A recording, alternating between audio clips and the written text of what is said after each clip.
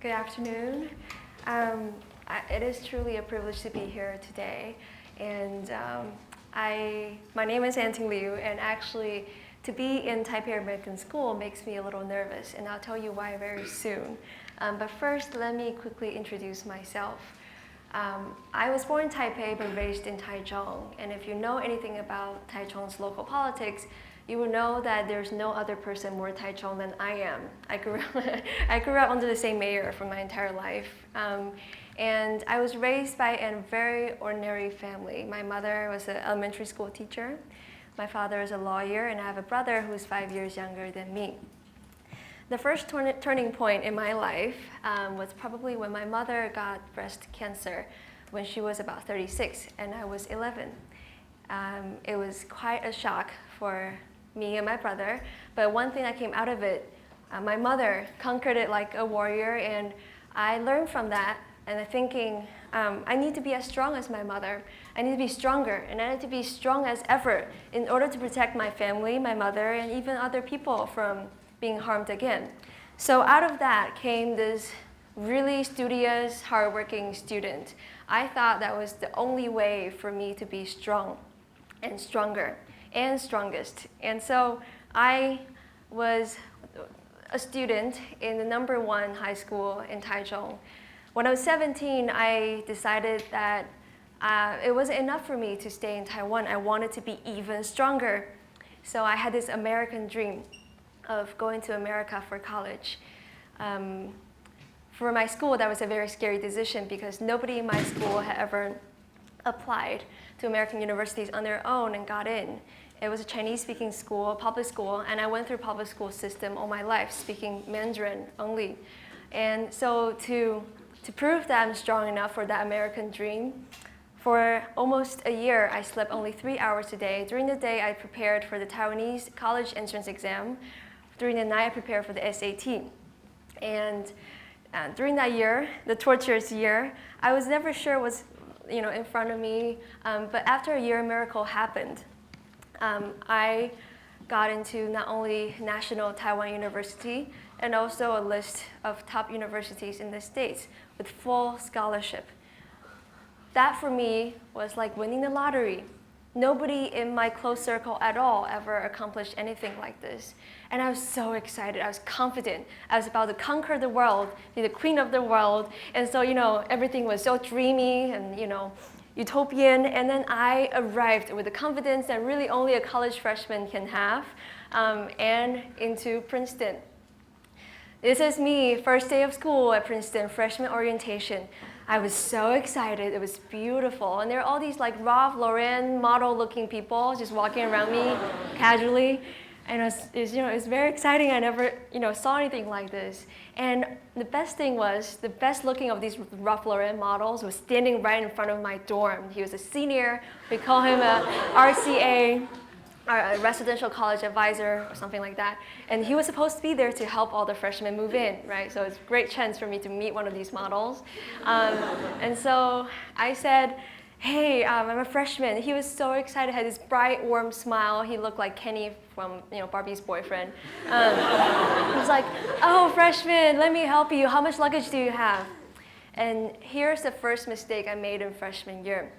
I didn't know the difference between a duffel bag and a douche bag. And so they're all D-bags, guys. Like this English is really hard.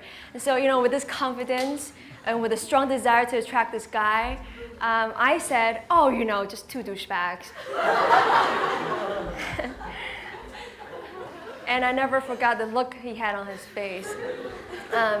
He didn't have the guts to challenge me. I only looked up Urban Dictionary later. But then, soon after that, I made my second mistake in freshman year. That year was when Wall Street collapsed. So many families were unfortunately affected, like many of my relatives in the States. So one night I got a call from my mom telling me that unfortunately one of my uncles had lost his job. So it's very depressing, very sad. With a heavy heart, I hung up on the phone. I went back to a room full of friends. And here's the second mistake. I didn't know the difference between being laid off and being laid. So my friends noticed they were all, this group of friends studying in my room, and they noticed that something looked really wrong on my face, so they asked me, what's wrong, what's going on? And with a truly heavy heart, I said, my uncle just got laid.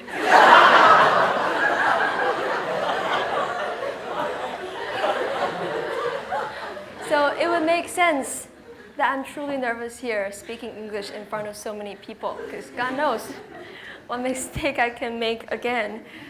But that's also how I won my most lasting nickname.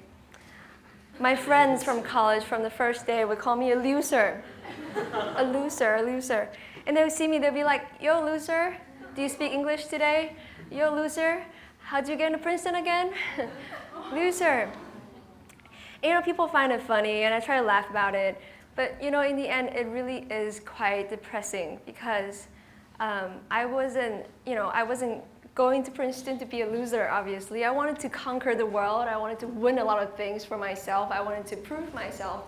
There are a lot of things I wanted to do, and the least of which was to be a loser.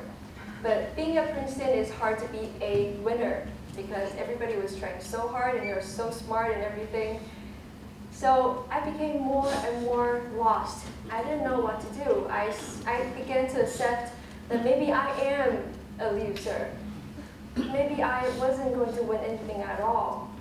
Maybe, I'm not that special or not that significant after all. So, as days moved on, I wasn't able actually to continue anymore at one point.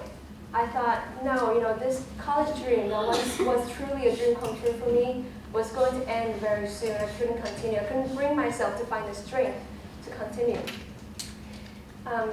Thankfully, life brings you wake-up calls sometimes. In my experience, there are many wake-up calls, but today, in the very short time I have, I want to share with you the most awakening of them all. It was when I spent some time in Haiti after the earthquake in 2010. As you know, Haiti was completely destroyed in the earthquake. To be honest, to be very frank, my initial motivation to go to Haiti wasn't that noble at all.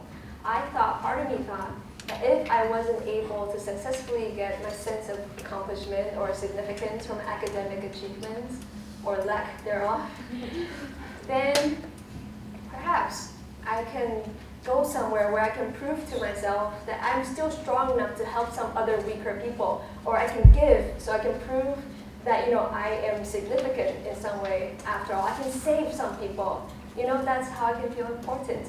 So with that, I came to Haiti. I was in a refugee camp as a temporary teacher. And soon after I came to Haiti, I realized that to the country of what I was looking for. I thought for sure that my journey in the States or away from Taiwan, my adventure had come to an official end because I had never ever in my life before felt so little. My students were people who were living in the refugee camp. They aged from 6 to 50.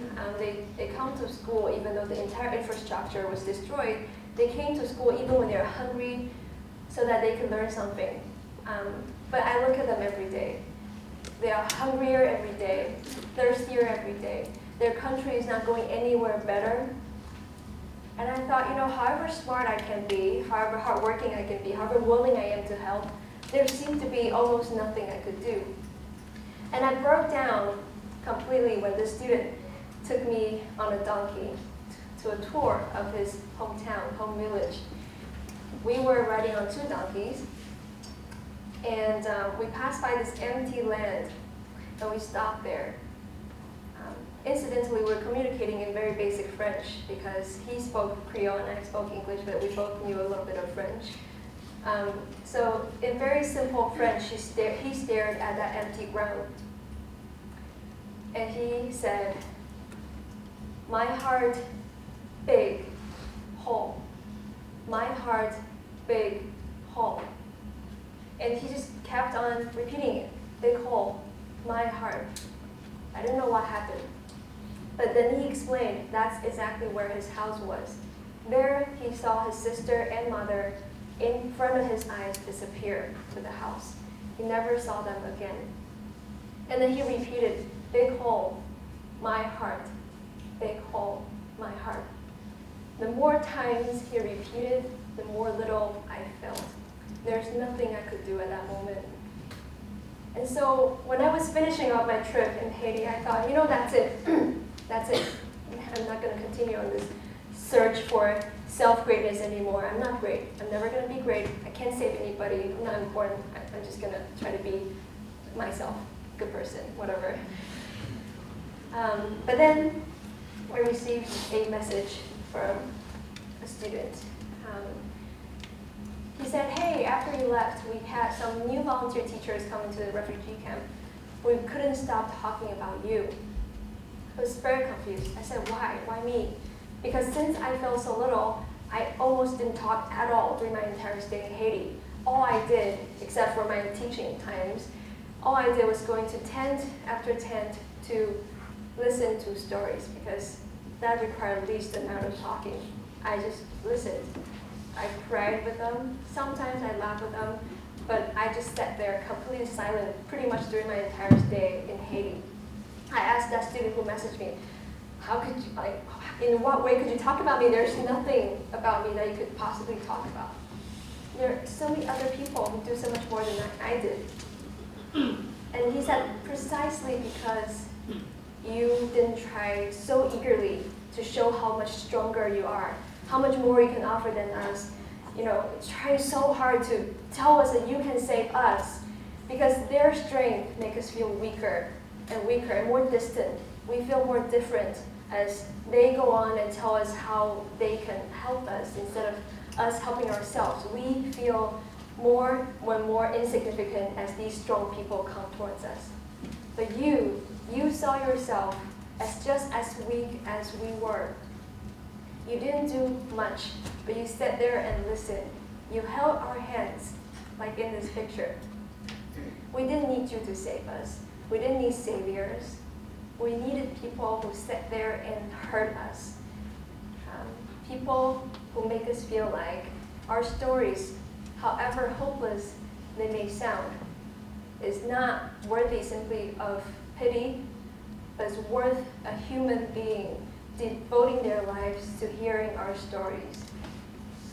Your weakness connected us, and your weakness made us strong. That was my wake-up call. I stand here today because supposedly I founded 3 years ago an NGO that's doing decently well so far. You might have expected me to be talking about the great things that we are doing. Some people congratulated me continuously, saying, Anting, you found your dream and you've realized it. You've come from this background and you've given up so much, and now you found your dream and you're just accomplishing, you're winning.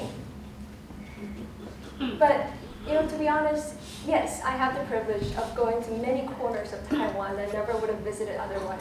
They're beautiful, and they make me proud to be Taiwanese.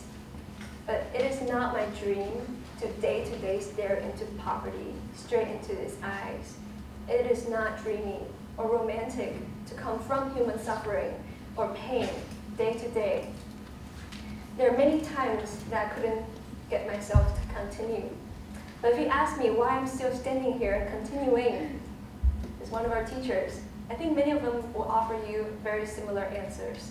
But for me, this is one time I was sitting in one of these villages in Taiwan that we are working in, and one of our fellows was sitting beside me, and we were so depressed. We were beat up, we were frustrated because the magnitude of the problem seemed so frustrating, so big and overwhelming, that we feel like we are little and we could do nothing. We're insignificant. There's nothing we could do. And just at this moment, we're sitting in front of the school, and then from the other corner of the village, there ran a grandma, one of the grandmas of the students. She ran with such joy, and she gave us a deep hug. She didn't say, thank you for saving us. She didn't say, thank you for changing our lives entirely. But she said, thank you for being one of us. It is very hard to be one of another group of people that seem so different from you. But it's interesting, when I was preparing for this talk, they told me that the theme is to be continued. And I looked up the original Latin word for continue. The original definition for it was to make all one. And for me, that was beautiful. I was called a loser, and I was ashamed of it. I thought never in my life can I allow myself to be a loser. But today I'm proud to call myself a loser. If being a loser means I lose myself in order that I make more space for other people. The world that's much greater than myself has a space, a seat in my heart. That's a paradoxical thing that happens, because here's where I'm ending on. Tim Keller is my pastor when I was in New York. He said this about humility. He said humility is not thinking less of yourself. It is thinking of yourself less. But it's so hard to, on your own, practice thinking of yourself less, because that's what we're born to do. We think of ourselves. We want to win. We want to build victories, to protect ourselves, to protect our families. But when we begin to have the slightest courage to lose ourselves, that's when we begin to gain humility. And with humility, we connect with people. We become one, not just separate people. Individual victories, in the end, I don't believe, bring lasting strength. The most beautiful and lasting strength that I've witnessed and see actually come out of weak people connected in their brokenness. And together as one, we find stronger selves and stronger world. So, in the end, perhaps it's an invitation. Would you be a loser with me? It is a very enriching journey to be a loser. So thank you for listening to the talk of a loser. Thank you.